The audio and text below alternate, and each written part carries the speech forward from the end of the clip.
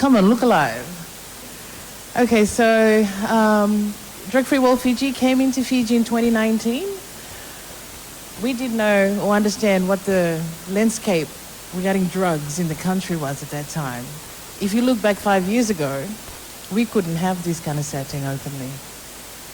It was behind closed doors. We wouldn't talk, we wouldn't talk about drugs in the church, in the Vanua, lomani-koro, at home. So it's been a huge fight, campaign all the way through. It's not just about us, Drug-Free World. I'm looking across and I can see a lot of our partners sitting in the room right now. It's not just about us, it's about you guys as well. And that's what, collaboration, partnership is all about. We want to fight this, and it's not just, going, how do we move forward from just a talk fest? We need to actually see what it looks like on the ground. And I can see we have so many great programs that's been running through CSO, NGO. You guys are doing fantastic work on the ground. There's only a few things I'm going to actually talk about is raising awareness. United Nations Office for Drugs and Crime this year, we celebrated on the 26th of June to commemorate International Drug Days on the 26th of June. The theme for this year is investing in prevention. So we need to look at prevention, not just on the law enforcement side of it, but at the same time, the other social elements. What are the social issues and everything else? First and foremost, we need to look at raising awareness all across, not just in the school, but at the same time looking at the human element of it. There is somebody, there is a family attached to it, there's a community attached to it, there's a school, there's the villages, and at the same time, how do we empower those communities, those young people, those teachers, those parents? Those are some of the things, the gray areas that we need to look at, because it's not just about locking them up, mandatory sentencing, because it does not work. I'm so glad that we're going into narcotics court, because it's all about the restorative justice, the healing process. The other one is advocating for investment. We need to lobby, and I'm sure I'm looking across the room, we've got some CSO, NGO, the platform that you're sitting on. We need to look at investing in that, utilizing that to actually look at, who are partners? What can we do? What sort of investment? Because it's not only about dollars. We came here, Drug-Free World Fiji, in 2019, and when we started, we weren't funded. We just stepped out in faith. And see, this is the outcome where we're sitting right now, where we can actually have this frank conversation with stakeholders, with government, with private, and at the same time, media.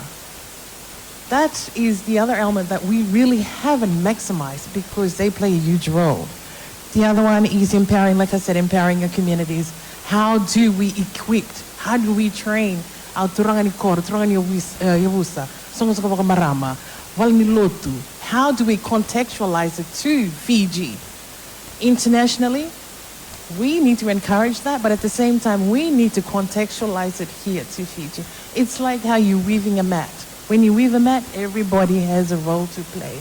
But we need to start changing our language as well. How do we introduce our own language for Fiji, not forgetting the victims, the family, those substance abusers, because they are somebody's child. The other one is facilitate collaboration. This, on itself, this is a great example of how we can enhance this. This is not the one-off. We look forward and look beside you. Start networking. Because I'm sure when we start collaborating, we share what resources we have. Can you imagine how we can maximize the resources, the limited resources that we have?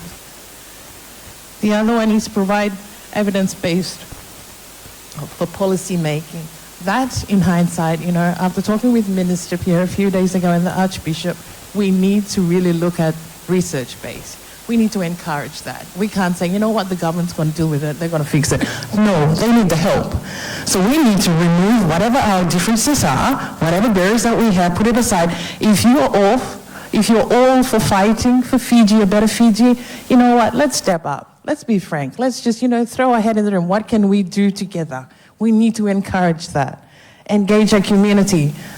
First and foremost, that drugs does not discriminate. It doesn't care what political affiliation you are, what age group you are, what gender you are, wherever you're from. It doesn't discriminate. So we need to look at that and that approach. We need to come together and fight this together. And obviously, the last but not least, international cooperation. let's look at what they've done. Learn from their lessons, what we can do differently for Fiji. It has to be Fiji-owned and Fiji-driven. We ask them for help. We walk with them. They don't lead us. Nah, we walk with them. Thank you.